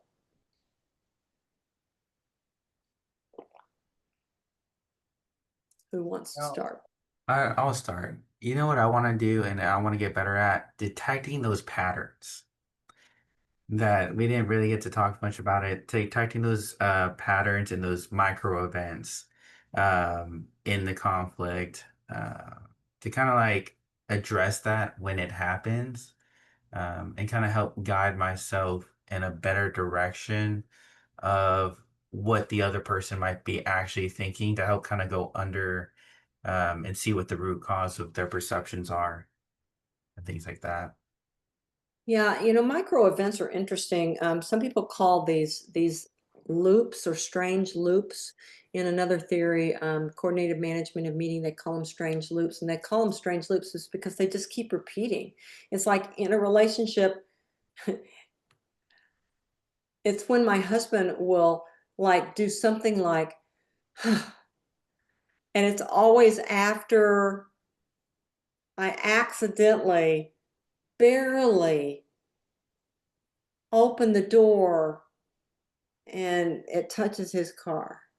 Or I go over and hit a bump on the road and he'll go, oh, okay. I mean, those are, and then what's my reaction? It's a micro event. It's just tiny, but it sometimes, depending on what else has gone on in my life that day, it can be the straw that sets a fire, or it could be just, oh yeah, I did it again. Okay. Or I make a joke about it. But it's a micro event that can be a spark for a larger thing that we have to see. Okay. All right. So thank you for sharing something that we didn't even spend time with tonight. Tony or Kat, what's a takeaway? Something you want to be using? I mean, although I do try to do it already, I like to read it in URI just so that I know that I didn't just kind of make it up on my own when I was kind of going through what I've been through in my life, but the zoom out and understanding the individual pieces as well. Because he gets towards that. You would think that's more on zoom in, but zoom in kind of looked a lot more inwardly to what you needed. And then zooming out, because like Kat can probably speak to this a little bit more, but in the military or in jobs or things like that, people on your front line, your sergeants, your people who are on the ground doing the work, they can guide a lot of good policy and a lot of good decisions, but because they know the realities of what's happening. But then you have somebody, and I've been in places where somebody comes in They don't know anything about how the operations ran, and we're not doing anything against policy. We're just, doing our jobs, and this is how it works because these are the individuals we interact with, and these are the connections we have. And it's like, hey, we're not against your changes. We're just saying you came in here real hot, like you had to come in and justify your presence, and it's not going to work. And it's not going to work, especially because you didn't come in to figure out what we had and then try to slowly implement change. And because that's sometimes a problem. Tony, And, it sounds like it just, I've been in a situation like that. I'm thinking of it right this minute yeah, where the I person came a said, little that hot. is not how we do it here.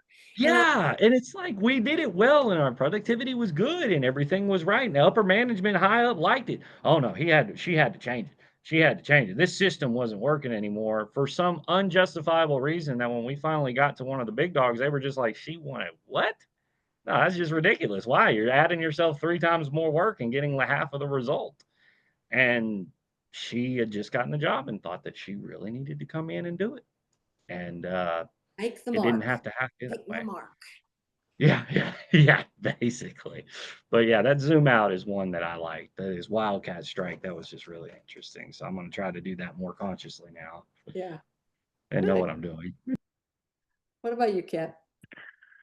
I think taking a look at Yuri's stuff, I mean, I think I have the asking why for the position and interest down, but I still think I need to develop a skill in looking at what's the value behind it. I still haven't looked with inside and really determined what my values are when I want something and what the interest is behind it. And then I think I also like with the conflict outcomes is to look at everything, is to start to try to look at everything more with a positive sum rather than a zero sum or a negative sum, and start to think there is a chance for everybody to have what they want and more. But I really think I would like to concentrate on finding what my guiding principle is when I'm taking a look at the underlying interest of why I take a position, because that's something I haven't touched on yet or really explored. And it's hard when we're not used to having conversations around values. I mean, I don't even know if I could tell you right now 10 different values. I don't even know if I have words for them, right? And so as you were talking, I was like, there's got to be somewhere a list of values. So I'm finding a core values list. I just typed in list of values. I found over 50 common personal values. Brene Brown's got a list of values that they use in their work. AI tells you, here's an ultimate list of core values, over 220 examples. Here's a list of values, 305 value words. And so if you really are interested in that, you might just pull off one that kind of speaks to you so that you can start. Because if we have language for something, we oftentimes can understand it, can think about it. Because I'm like, okay, so value, accountability, compassion, altruism, achievement, courage, forgiveness, freedom, adaptability, assertiveness. What values do I have? And then the other thing about, thinking about we can be better together, the positive sum. I think I mentioned or had a video of this guy that wrote this, The Power of Giving Away Power, a couple of weeks ago. This Matthew Barzun book. Did I bring that into class? I think I did. So this woman that was Peter Drucker's guru, that she lived in the late 1800s. So her last name is Follett, Follett. She said there are 3 expectations that we should take into every meeting. So I'm going to end with these. First is we should expect to need others. So enter with the intention to make differences and diversity fruitful in order to make something together. We should expect to need others. The second expectation is in any given meeting, we should expect to be needed. So that you bring your whole self to the meeting, you ask and answer hard questions to the best of your ability, and you pursue them wherever they may lead in an atmosphere of trust. And then the third one is expect to be changed. You need to bring your truth to the encounter, but you have a reciprocal obligation to allow that truth to be affected by others. So you should expect to leave a meeting not quite the same person as when you entered. So if we succeed at integration, it says then we have made something. You are part of it. It is part of you, but you've not lost yourself in it. You have given power to the larger co-creative activity, but your own power isn't diminished. It is increased, and that's the same for everybody else. So that reminded me of that positive sum principle. All right. So we good? I'll stay on here for a few more minutes in case people want to ask individual questions. Otherwise, have a good rest of your week and weekend, and I'll expect to see stakeholder maps and discussion prompts coming in. Y'all Hey, have a Jerome. good night. Have a good night. Good night. Hey, Dr. Yeah. April. So I did want to mention that I'm making those replies for the work-based entry, even if I don't get points for anything, I'm still I'll give you gonna. points. I just, whenever I get ready to go in, if person hasn't done it and it's overdue, I just put a 0 there for whatever that part is. But if Okay. what would be helpful for me is if you email me and tell me it came in. Sometimes I get notifications in discussion posts and I cannot tell when and why. And other times it seems like I'm not getting them. It's kind of like what you all are not seeing each other's responses. So if you'll send me an email and just say, hey, I added those in, then I'll adjust your grade. Okay, awesome. Thank you. Because I know I had right before the class started, I responded to one, and then I was reading through Ben's, and then I was like, "Oh, class is gonna start soon," so I was jumping on. But and then I did want to remind you too, because I was send that with the email that for next week I am going to be in Texas for the full week, and then I'll be in that college fair for. So unfortunately, I won't be able to be on the Zoom. So you'll Uh, just watch it online and do the journal post then. Journal. Okay, and then that was my other thing to clarify because I didn't get to be in the Zoom from the last week, which I watched the video. Thank you for all the shout outs.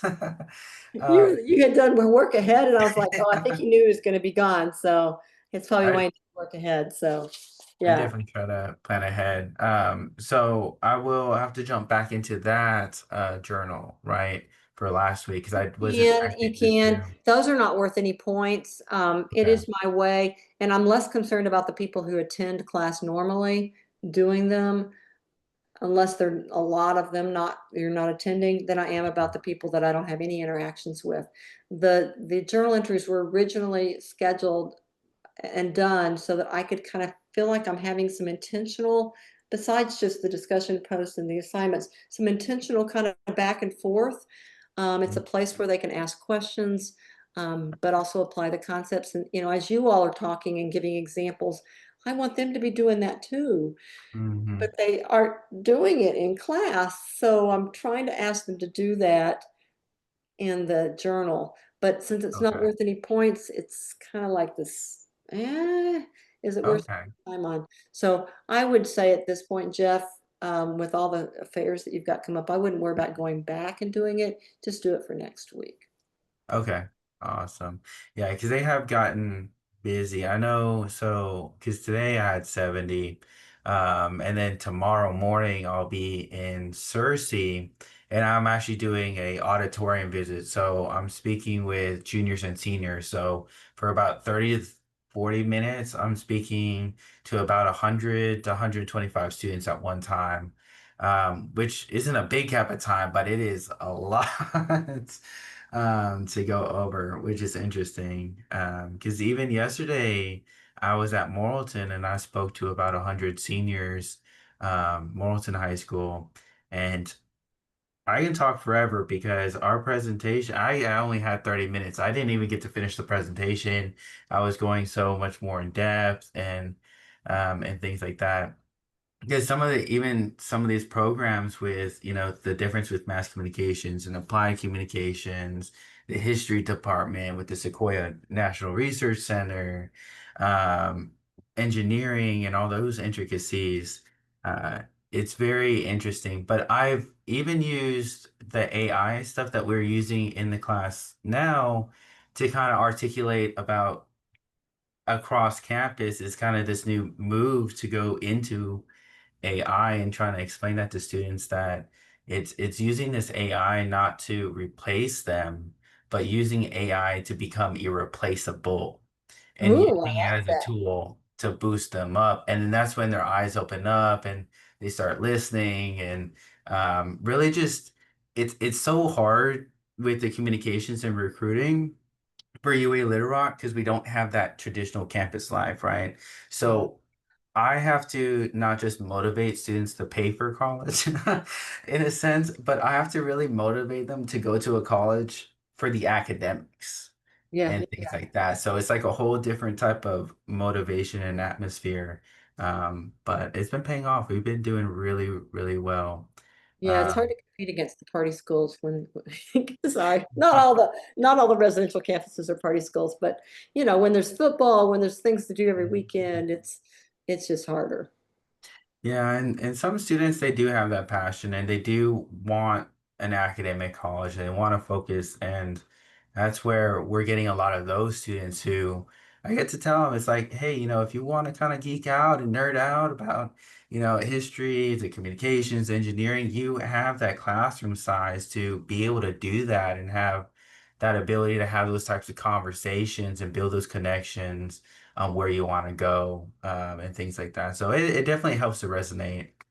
But I know a lot of the conflict management techniques that we've even talked about in the program through time to time has made me think like, if you just flip this around and change the verbiage, this is a more of a modern way for recruitment in the sense of sales. Because you're having in the fundamental root of general salespeople, they're trying to navigate an argument of trying to get someone to buy something they don't want.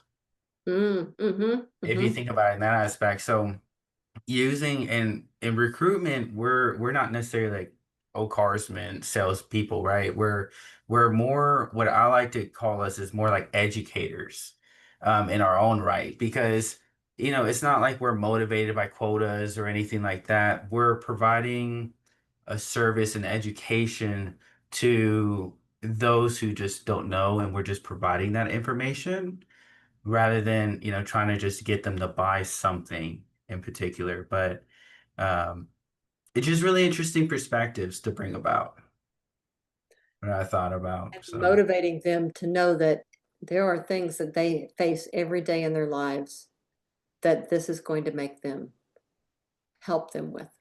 exactly.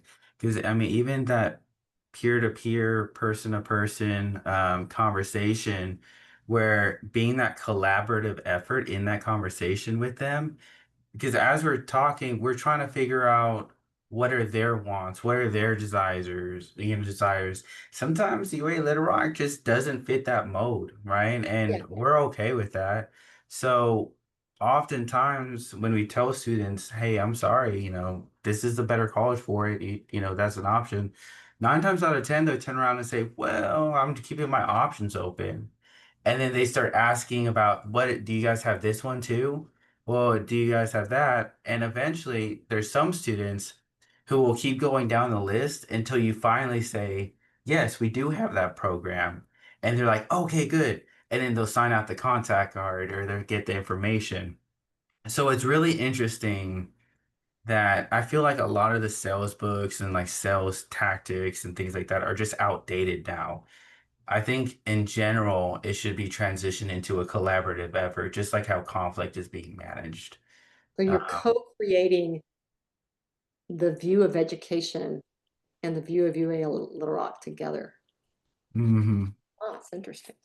yeah. So, but it's a lot. I don't want to keep you too late. It's late. Thank you for I always enjoy the things that all of you are bringing in. So I appreciate your continued participation in the class, and we do miss you when you're gone.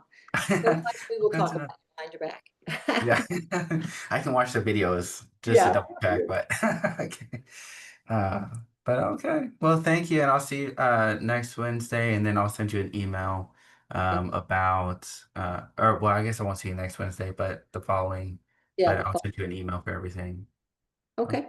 Sounds Well, good. thank you. Take care. Bye-bye.